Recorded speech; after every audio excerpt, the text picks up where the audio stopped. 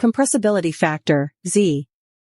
To measure how much a real gas deviates from ideal behavior, we use the compressibility factor.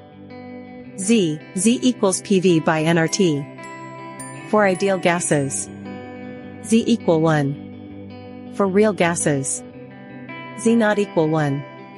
Interpretation: if Z greater than 1, gas is less compressible, dominant repulsion.